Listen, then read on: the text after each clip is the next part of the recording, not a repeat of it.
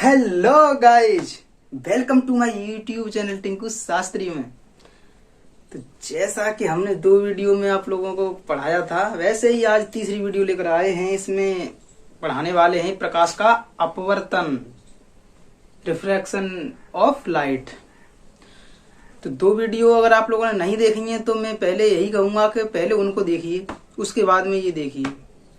Video को 1 bye 1 देखा करो, एक के बाद एक, तो उससे आपको अच्छे से समझ में आता है। अगर आप लोग बीच बीच में से देखोगे आपको ठीक से समझ में नहीं आएगा, क्योंकि ये जो मैं बीच में पढ़ाऊंगा तो इससे पहले के जो पॉइंट होते हैं वो क्लियर नहीं होंगे, तब तक ये कैसे समझ में आएंगे आप लोगों को। अब मान लो इसमें क्या है, प्रकाश का अपवर्तन। अब आपको प्रकाश ही नहीं पता है तो आप लोग कैसे समझोगे? तो वही तो मैं कह रहा हूँ, सबसे पहले बेसिक पढ़ो, फिर उसके बाद में थोड़ा थोड़ा बेस बढ़ाते जाते हैं, उससे ठीक से समझ में आता है। ठीक है, तो आज ज्यादा नहीं पढ़ेंगे, सिर्फ एक ही पॉइंट पढ़ेंगे, प्रकाश का अपवर्तन, प्रकाश का परावर्तन, और कुछ और भी पढ़ा दिया था। अब देखिए, अब मेरी मतलब सोमवार से मतलब 4 अक्टूबर से मेरी क्लास लगने लगेंगी, इसलिए मैं सोमवार को, अभी यही सोमवार आ रहा है, इसलिए मैं चला जाऊंगा मथुरा। तो अब आज क्या है, सैटरडे है, फ्राइडे, आज फ्राइडे, तो मंडे को चला जाऊंगा मैं। तो तब तक देखते हैं, तब तक कुछ दिन ऐसा हो सकता है कि वीडियो ना डल पाए, तो आप लोग उससे टेंशन मत लेना, वीडियो सब पड़ेंगी। 2-4 दिन की बात है, 2-4 दिन की बात आ पड़ेगी बीच में, सो उससे क्या है, आप लोग चिंता मत करना। वहां जाके थोड़ा वहां भी मामला सेट करके वहां भी शुरू कर देंगे। कुछ ही समय लग सकता है, ज्यादा समय नहीं लगेगा। तब तक आप लोग क्या करना कि ये जो मैं 2-4 वीडियो करा दे रहा हूँ, इनको बार बार देख करके रिवीजन करना और खुद भी प्रैक्टिस करना। जैसे कि मैं यहाँ पढ़ा देता हूँ तो आप लोग किताब में देख लिया करो, और उसमें खुद से भी स्टडी किया करो। ऐसे मैं पढ़ाता हूँ, उसके बाद में और फिर कुछ ही दिनों में इसके न्यूमेरिकल कराने वाले हैं, क्योंकि चैप्टर भी कुछ ज्यादा नहीं है, खत्म होने वाला है। अपवर्तन के बाद में कुछ और है, वक्र, वो फोकस दूरी में, और उसमें संबंध, रिलेशन और है, और लेंस वाला पार्ट इसी में है। तो लेंस वाला करने के बाद फिर न्यूमेरिकल चलेंगे इसके। ठीक है, तो देखते हैं प्रकाश का अपवर्तन। देखिए, परावर्तन और अपवर्तन क्या होता है। परावर्तन में क्या होता था, परावर्तन में होता था कि कोई भी प्रकाश जब चिकने पृष्ठ से टकराता था तो वह टकराकर पुनः उसी माध्यम में चला जाता था। इसमें क्या होगा, इसमें प्रकाश जो है टकराएगा, उसमें वापस नहीं लौटेगा, क्योंकि इसमें जो पृष्ठ होगा, जिस पृष्ठ पे प्रकाश जो पड़ेगा ना, उस पे पॉलिश नहीं होगी, वो सिर्फ पारदर्शी माध्यम होगा। जैसे कांच हो सकता है, जल हो सकता है, कुछ भी हो सकता है, वो पारदर्शी हो। ठीक है, तो उसमें क्या होगा,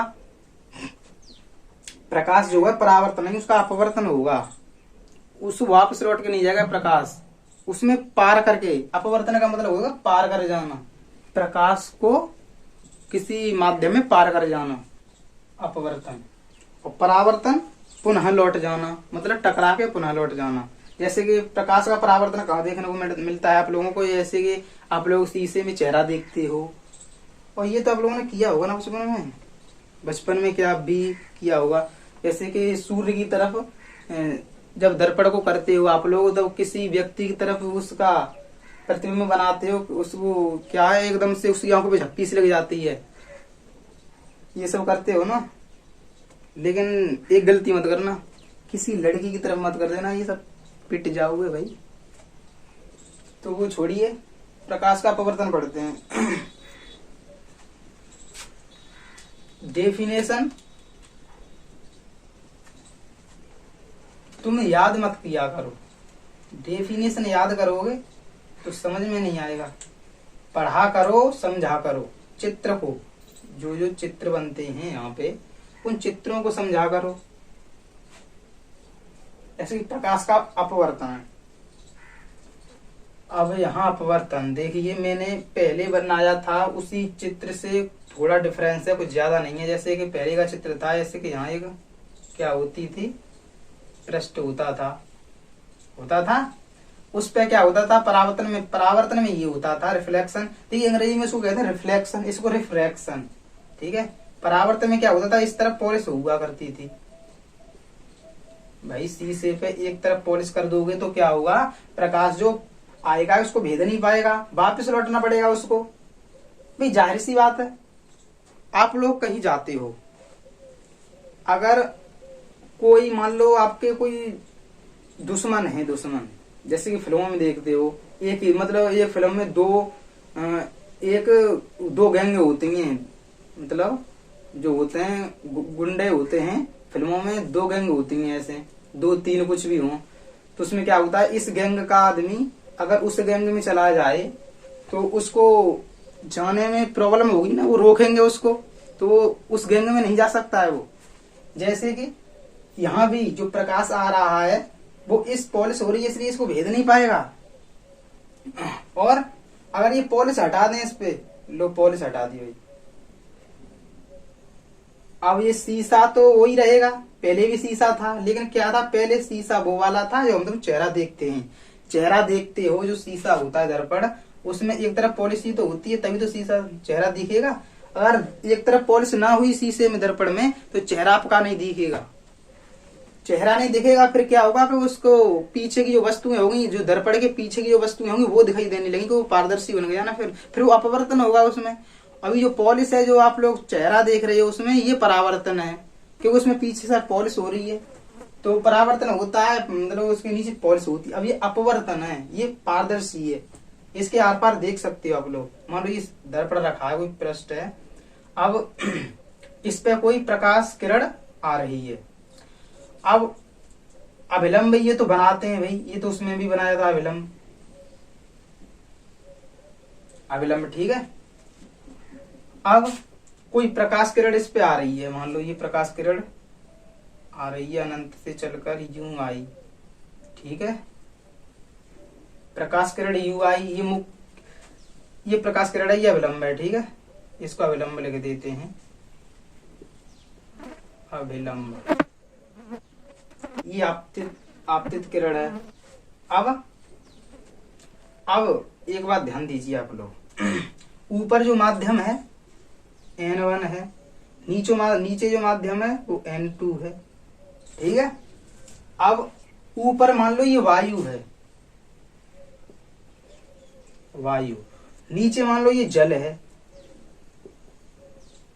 ठीक है। अब ये समझने की बात है, वायु क्या, अभी जो ये मौसम है, ये जो एरिया है, ये जो कुछ जगह है, अभी ये मैं यहाँ खड़ा हूं, ये सब क्या है, ये वायु है, ये वायु माध्यम है। ये इसको मान लो विरल माध्यम है, ऊपर विरल माध्यम को N1 कहते हैं, ठीक है। अब ये सघन माध्यम है N2, सघन माध्यम, ध्यान दीजिए आप लोग। विरल आप लोग कह रहे हो क्या शब्द है विरल, विरल से ना समझो तो मान लो हम तुम अपनी भाषा में बोले तो विरल मतलब एक, ये सघन होता है, घना माध्यम, घना, ये डेंस होता है, ज्यादा डेंस होता है ये घना। जैसे पानी ज्यादा घना होता है, डेंस, या वायु ज्यादा घनी होती है, ये बताइए आप लोग। भाई जब आप लोग वायु में, ये वायु ही तो है, जब वायु में आप लोग ऐसे हाथ ऐसे चलाते हो अपने आप को, ऐसे हाथ कुछ भी चलाओ, ऐसे मारकर मैं घुमा रहा हूँ वायु में, नो करके कुछ भी कर रहा हूँ, ऐसे हाथ यूं चला रहा हूँ, या मैं ऐसे झूम रहा हूँ वायु में ऐसे करके कुछ भी कर रहा हूँ, या मैं बोल रहा हूँ कुछ भी कर रहा हूँ, तो मुझे ज्यादा कार्य मतलब एनर्जी खर्च करनी पड़ेगी, या मुझ पर कुछ प्रॉब्लम होगी, या कुछ मुझे ज्यादा कार्य करना पड़ेगा, या कुछ मुझ पर बल लगाना पड़ेगा, या कुछ मुझे थोड़ा अलग महसूस होगा, ऐसा कुछ होता है। वायु में ऐसा नहीं होगा। लेकिन जब आप लोग पानी में प्रवेश करोगे, पानी में ऐसे पानी है मान लो बहुत सारा, जैसे स्विमिंग पूल में जब नहाते हैं तो स्विमिंग पूल में पानी होता है, तो उसमें क्या होता है, जब आप लोग पानी में हाथ चलाएंगे यूं करके, पानी में कुछ भी ले ले, कुंडी कहीं भी पानी भरा, उसमें प्रैक्टिस करके देखना है, पानी में हाथ चलाना करके, थोड़ा पानी में अजीब लगेगा, मतलब थोड़ा बल ज्यादा लगाना पड़ेगा पानी में, और वायु में कुछ नहीं लगाना, थोड़ा ही लगाना पड़ेगा। तो डेंस क्या है, घना माध्यम क्या, पानी है ना भाई। वायु के अपेक्षा तो वैसे ज्यादा घना नहीं होता है पानी, लेकिन इसकी मतलब इसकी अपेक्षा, वायु की अपेक्षा पानी कुछ तो इसकी अपेक्षा घना है। ठीक है, अब आज तो सिर्फ ये समझने की बात है, जब इसके बाद की जो वीडियो आएगी ना उसमें समझाएंगे अपवर्तनांक इसका कितना होता है। मान लो वायु का अपवर्तनांक कितना होता है 1। वायु का अपवर्तनांक जो होता है, वायु का अपवर्तनांक होता है 1। ठीक है, और जो जल का होता है अपवर्तनांक, जल का अपवर्तनांक ये होता है 1.33। ठीक है, एन बराबर अपवर्तनांक कहते हैं एन से। ठीक है, वायु का जो अपवर्तनांक होता है 1 होता है और इसका जो अपवर्तनांक होता है 1.33। तो मान लो जिसका ज्यादा अपवर्तनांक होगा, जिसका अपवर्तनांक ज्यादा होगा उसमें बल ज्यादा लगाना पड़ेगा प्रकाश किरण को। जो प्रकाश किरण जिस अपवर्तनांक में जाएगी उसी अपवर्तनांक के हिसाब से बल लगाना पड़ेगा।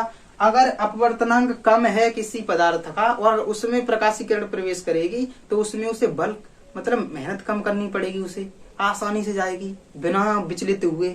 अगर अपवर्तनांक ज्यादा हुआ किसी पदार्थ का या माध्यम का तो उसमें उसे जाने में थोड़ी प्रॉब्लम होगी, थोड़ी विचलित होगी, उसमें जाने से रुकेगी। भाई जब आप लोग मान लो जब भीड़ में जाते हो, भीड़ में तो थोड़े ऐसे मान लो बहुत भीड़ है तो हटाते हो, किचड़ मिचड़ होती है उसमें हटो, ये ऐसे करके जाते हो, थोड़ा इधर हटते हो, थोड़ा इधर हटते हो, सीधे तो निकल नहीं जाते हो, मेहनत करनी पड़ती है उसमें। उसी प्रकार ये घना माध्यम है, इसमें भीड़ ज्यादा होती है ऐसे कह लो। ठीक है, और जो विरल माध्यम होता है, मान लो कोई नहीं, यहाँ मैं सीधा चला जाऊंगा यूं करके। कैसे चला जाऊंगा? यूं करके, यूं करके, कोई प्रॉब्लम नहीं हो रही मुझे। तो यही यहाँ समझने की बात है। ऊपर वायु है, ऊपर क्या है? हवा, वायु, शुद्ध वातावरण। जैसा कि मैं यहाँ खड़ा हूँ ऐसा आप लोग जैसे में जीते हो वैसा वातावरण है ऊपर। ठीक है, वायु है। ठीक है, और नीचे है समुद्र। मान लो समुद्र, गंगा मान लो, कुछ भी मान लो, पानी भरा है नीचे। ठीक है, ये मान लो पानी भरा पड़ा है, मैं ऐसे यहाँ पानी दर्शा दे रहा हूँ, ये पानी है, देखो ये पानी है, नीचे पानी, नीचे पानी भरा पड़ा है। ठीक है, पानी है, बहुत सारा पानी। ठीक है, तो ऊपर हवा है। अब समझने की बात ये है, ये अविलंब है। ठीक है, जब ये प्रकाश किरण विरल माध्यम से, ऊपर विरल माध्यम है, जब ये प्रकाश किरण विरल माध्यम से सघन माध्यम में जाती है, नीचे सघन माध्यम है, तो ये अपवर्तन के पश्चात अपने मार्ग से कुछ विचलित हो जाती है। इसी घटना को हम प्रकाश का अपवर्तन कहते हैं। अब मैंने कहा था कुछ विचलित हो जाती है, जैसे मान लो कुछ विचलित होगी, तो विचलित होने के मतलब यहाँ पर नहीं, अविलंब की ओर झुकेगी, यहाँ अविलंब की ओर झुकेगी। जैसे मान लो, वैसे मान लो अगर मान लो यहाँ पानी नहीं होता, अगर यहाँ पानी नहीं होता, ऊपर भी वायु नीचे भी वायु होती, तो ये प्रकाश किरण पता है किधर को जाती?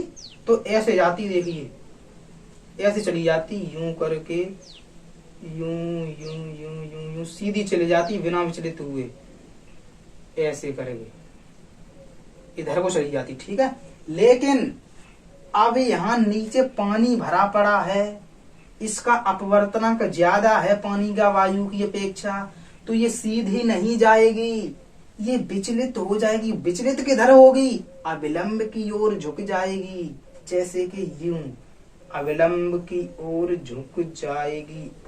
थोड़ी टेढ़ी हो गई, ऐसे करके यूं हो जाएगी। ये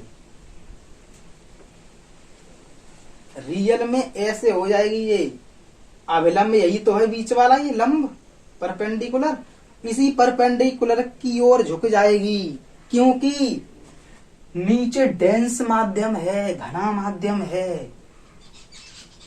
पूरी आजादी के साथ नहीं जा पाएगी। मान लो यहाँ हवा होती, हवा ऊपर भी वायु, वायु ऊपर भी वायु होती, नीचे भी वायु होती, तो सुई निकल जाती यूं करके। भाई ऊपर भी आजादी मिल रही है उसको, नीचे भी वायु आजादी मिल रही है इसको, तो उसको तो आजादी है भाई, वो तो सीधी निकल जाएगी। लेकिन ऊपर तो इससे आजादी मिल रही है हम जाने की, घूमने की, मतलब ऐसी। नीचे आजादी नहीं है, नीचे मेहनत करनी पड़ेगी क्योंकि अपवर्तनांक ज्यादा है जल का, तो अविलंब की ओर झुक जाती है। तो ठीक है, ये तो मैंने समझाने के लिए बनाया था, इसको रफ कर देता हूं। अब इस चित्र को आप लोग बना लीजिए अपनी कॉपी पे, पहले और समझा देता हूँ, तब स्क्रीनशॉट लेके बना सकते हो आप लोग। ये जो किरण आती है इसको कहते हैं आपतित किरण।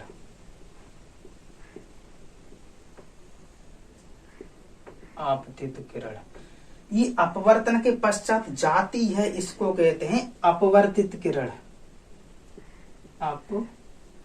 अपवर्तित किरण, ठीक है। और ये अविलंब होता है, ठीक है। और ये तल है, उस दर्पण का तल मान लो, ठीक है। अब इसकी परिभाषा कैसे लिखेंगे, डेफिनेशन भाई।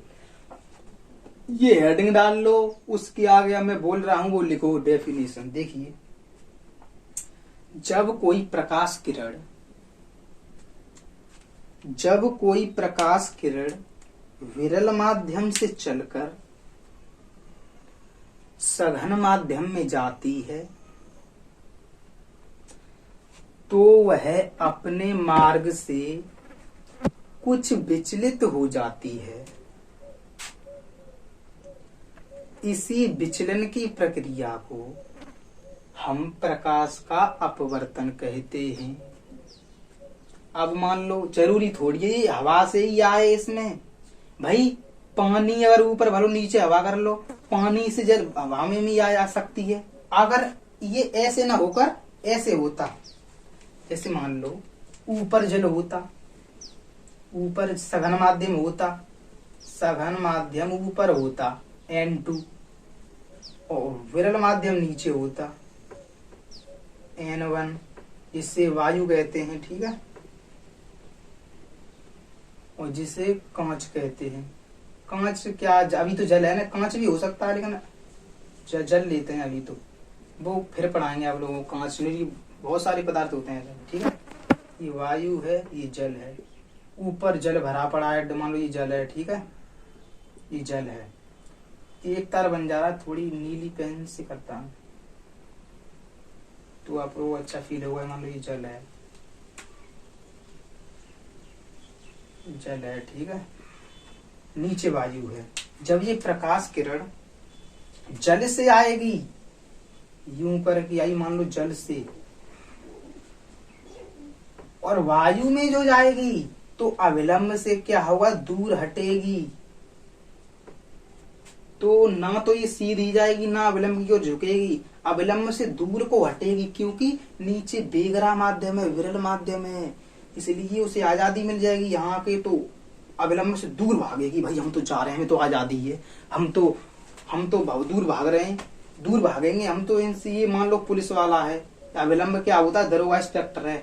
अब मुझे यहाँ आजादी मिलेगी, मैं तो यहाँ से भागूंगा भाई दूर को, ठीक है। अब यहाँ क्या होता है, अब पहले में आजादी से जेल में आ रहा था, जेल में कैसे हो जाते हैं आदमी, हम नहीं हुए तो डर के रहेंगे, वो डर के रहते हैं जेल में, क्यों, उन्हें डरना पड़ेगा भाई, जेल में है, ठीक है। ऐसे मान लो, अब इसके नियम होते हैं, नियम कुछ लिख लो, ठीक है।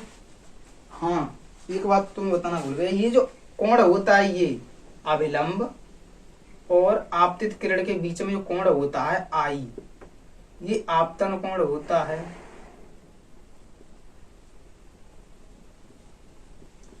और जो अविलंब और अपवर्तित किरण के बीच में होता है, ये आर होता है, स्मॉल आर। इस कोण को कहते हैं, इधर में लिख देता हूं ऐसे करके, देखा इधर को आप लोग समझ लेना, इसे कहते हैं पर अपवर्तन कोण, अपवर्तन कोण, ठीक है। अब देखिए थोड़ी लाइट चली गई है, फिर भी मुझे थोड़ा तो सब दिख रहा होगा ना आप लोगों को। छोड़िए, अब आप लोगों को चित्र तो आप लोग पहले ही समझ चुके हो। अब इसके नियम लिख लीजिए, नियम लिखिए। अब इसके प्रकाश का अपवर्तन, अब लिखिए अपवर्तन के नियम लिखिए, हेडिंग डालो अपवर्तन के नियम। अपवर्तन के नियम हेडिंग डालो, लॉ ऑफ रिफ्रैक्शन अंग्रेजी में लिख लो। अब डालो नियम नंबर पहला। जैसे परावर्तन के 2 नियम थे, ऐसे ही अपवर्तन के भी 2 नियम होते हैं। पहला नियम डालो, मैं बोल रहा हूं, लिखूंगा नहीं। देखिए पहला नियम क्या होता है, देखिए वही परावर्तन का पहला नियम होता था, वही इसका होता है। लिखिए आपतित किरण व अपवर्तित किरण एवं अभिलंब तीनों एक ही तल में होते हैं। ये तो पहला नियम हो गया, ठीक है। अब सेकंड नियम लिखिए, वो मैं यहाँ समझाता हूँ। सेकंड वाला नियम वो समझाना पड़ेगा आपको। इसको रफ कर, तब चित्र तो आप लोगों ने बना लिया होगा, फिर भी नहीं मिटाता हूँ मैं, इतने में हो जाएगा काम, ठीक है। इतना मिटा देता हूँ। यहाँ लिख लीजिए फर्स्ट नियम तो आप लोगों ने बोल के लिख लिया। अब सेकंड नियम यहाँ डालता हूँ। सेकंड नियम क्या कहता है? सेकंड नियम कहता है कि जो आई, ये कोण बन रहा है आई, कोण आई, वो अनुक्रमानुपाती होता है। ये अनुक्रमानुपाती का चिन्ह होता है। अनुक्रमानुपाती को समानुपाती भी कहते हैं, इसको अंग्रेजी में कहते हैं प्रपोजनल। अंग्रेजी में प्रपोजनल कहते हैं इसको, हिंदी में समानुपाती या अनुक्रमानुपाती कुछ भी कह सकते हैं। ये प्रपोजनल है, ठीक है। जो कोण आई है वो प्रपोजनल है कोण आर के, कोण आर, यानी कि आई कोण। अब प्रपोजनल टू का मतलब क्या होता है कि जैसे ही हम आई कोण को बढ़ाएंगे वैसे ही आर कोण का मान भी बढ़ेगा। देखिए जब हम आई कोण, जो आई बन रहा है, अब हम इसको ऐसे नहीं, थोड़ा और झुका के ले जाएं इस रेखा को, तो ये थोड़ी क्या होगी, थोड़ी और आगे बढ़ जाएगी। मतलब जैसे आई कोण बढ़ाएंगे हम, उसी के साथ क्या होगा, आर भी बढ़ेगा। थोड़ा फोन हल गया है, कैमरा हल गया है, थोड़ा चेक कर लेता हूँ, ठीक है। नहीं कोई प्रॉब्लम नहीं है, ठीक है। जैसा कि आई कोण है ना, जैसे हम आई कोण को बढ़ाएंगे वैसे ही आर कोण भी बढ़ेगा। ये मतलब होता है इस चिन्ह का। और भाई सिंपल सी बात है, जब आई कोण हम यहां से रेखा नहीं ले जाए आपतित किरण, अगर हम परा के भी ले जाए, ऐसे मान लो, ऐसे यहाँ समझाता हूँ, ये अविलंब है, ये ठीक है, ये यूं आ रही है लेकिन यूं झुक रही है, ठीक है। अगर हम इतनी झुका के नहीं ले जाए, हम ऐसे लाए इस रेखा को, इस प्रकार से किरण को ऐसे लाए, यूं करके लाए, तो क्या होगा, फिर भी ये इतनी झुकेगी। फिर ये जाना तो ये यूं चाहिए था ऐसे, लेकिन जाएगी कैसे, यूं जाएगी, ये थोड़ी झुक के जाएगी फिर भी, लेकिन पैरे तो इतना नहीं झुकेगी, थोड़ा ज्यादा झुकेगी, मतलब थोड़ा कम झुकेगी, क्योंकि यहाँ भी तो ये ज्यादा एंगल के साथ आ रही है ना, उसी एंगल के साथ यहाँ भी होगी, ठीक है। तो ये होता है इसमें। इसका मतलब है जो कोण आई बढ़ाएंगे उसी की अपेक्षा आर भी बढ़ेगा, उसी के साथ साथ आर भी बढ़ेगा। इसका मतलब होता है ये। और थोड़ा इसकी मार्कर का ऊपर की कैप गिर जाता है, उठा लिया। देखिए अब हम क्या करेंगे, अब इस चिन्ह को हटा देंगे, प्रपोजनल टू को, कोण को हटा दो, कोण का क्या काम है। अब बराबर का चिन्ह लगाएंगे। जब भी इस प्रपोजनल टू का चिन्ह हटाते हैं और बराबर का इक्वल का चिन्ह लगाते हैं तो कोई न कोई कांस्टेंट जरूर आता है। तो यहाँ कांस्टेंट आ जाएगा n और यहाँ r। ये कोण हटा दिया है मैंने, ये कोण बन रहा है ये तो चलो अच्छा हुआ लाइट आ गई। देखिए ये कोण का चिन्ह होता है, ये मैंने हटा दिया है, कोई प्रॉब्लम नहीं है।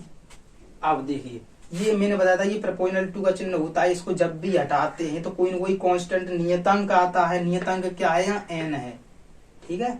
अब n बराबर हम ज्ञात करेंगे, n बराबर I/R। देखिए जो गणित वाले स्टूडेंट होते हैं, लड़के होते हैं, वो तो गणित में थोड़े हाई पाई होते हैं।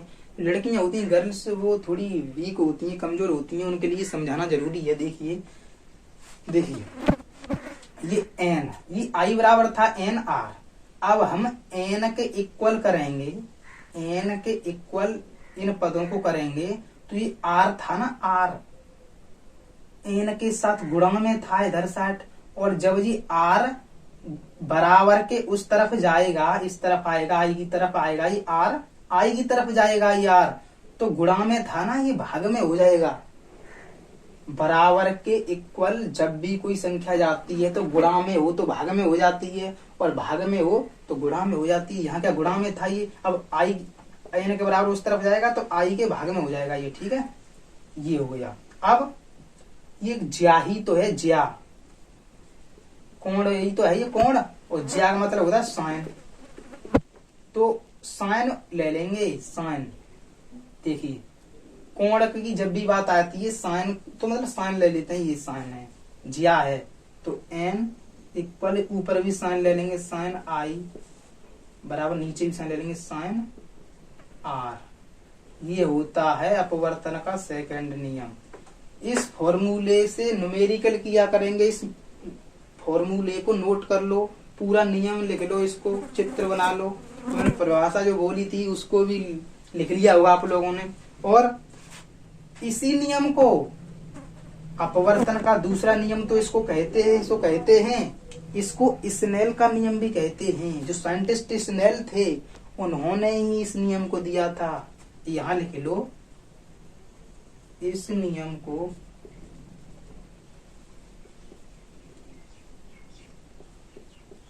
स्नेल का नियम भी कहते हैं।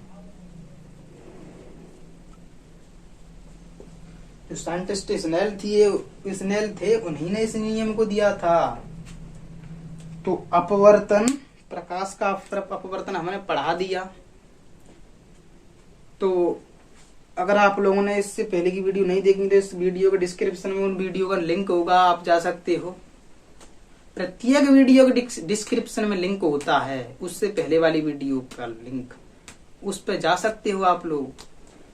और अगर कोई समस्या हो, अगर कोई आपको किताब में स्वयं पढ़ा करो घर पे, अगर कोई समस्या हो करे आपको किसी सवाल में, किसी न्यूमेरिकल में, किसी टॉपिक में, किसी कहीं भी, पूरी किताब में, फिजिक्स में कहीं भी प्रॉब्लम हो, तो आप लोग क्या कीजिए, नंबर व्हाट्सएप बना ही होता है मेरा। प्रत्येक स्टूडेंट, जितने भी स्टूडेंट ने सबका व्हाट्सएप है, और नहीं है वो जुड़ सकते, नंबर दे दीजिए मुझे। मेरा नंबर तो आप लोगों को प्रत्येक वीडियो पे नंबर पड़ा होता है मेरा, तो आप लोग मेरा नंबर लेके मुझसे व्हाट्सएप बना लीजिए। उससे क्या होगा, मैं व्हाट्सएप में जोड़ लूंगा, कुछ दिन बाद एक ग्रुप बनाऊंगा, ग्रुप में जोड़ लिया करूंगा, ठीक है। तो क्या करना, जो भी प्रॉब्लम हो सवाल में, तो उस सवाल का फोटो खींच के व्हाट्सएप पर शेयर कर दो मेरे पास। मैं क्या करूंगा, उसी फोटो में जो आप लोग अपनी प्रॉब्लम दोगे, उसी प्रॉब्लम को यहाँ पे सॉल्व करके मैं यूट्यूब पे वीडियो डाल दूंगा। उससे क्या होगा, आप लोग को तुम्हारी प्रॉब्लम सॉल्व हो जाएगी, ठीक है। जो भी समस्या आए उसी समस्या का फोटो खींच के व्हाट्सएप कर दिया करो, मैं वीडियो बना के भेज दिया करूंगा। अगर फिर भी आप लोगों को कुछ पूछना है तो कॉल भी कर लिया करो भाई, कॉल करने में क्या जाता है, कॉल कर लो, ठीक है। तो आज का टॉपिक बस इतना ही था, वैसे भी टाइम कम था मेरे पास, इसलिए सिर्फ इतना ही बढ़ाया था। अब अगर 2-3 दिन अगर वीडियो ना भी डल पाए तो आप लोग चिंता मत करना, क्योंकि मैं यहाँ से जा रहा हूँ मथुरा ही। अब रूम चेंज किया है, वहाँ ऐसे ही हो गई थी, उन मकान मालिक से थोड़ी हो गई थी, तो इसलिए कमरा चेंज करना पड़ा है। तो थोड़ा वहाँ वक्त तो लग जाएगा शिफ्ट होने में, तो वहाँ पे वीडियो बनाने में थोड़ा वक्त लग सकता है, 2-4 दिन जितने भी लगे। तो आप लोग स्वयं पढ़ाई कर सकते हो, इसलिए कोई दिक्कत नहीं है। फिर उसके बाद में फिर तो बहुत अच्छे से पढ़ाई हो गई। अभी तो मैं घर पे हूँ, वहाँ चला जाऊंगा, वहाँ अच्छे से पढ़ाई किया करेंगे, क्योंकि वहाँ पर नहीं सिस्टम अच्छा बना दिया है ना, इसलिए। ठीक है, वीडियो को लाइक कर दिया करो भाई।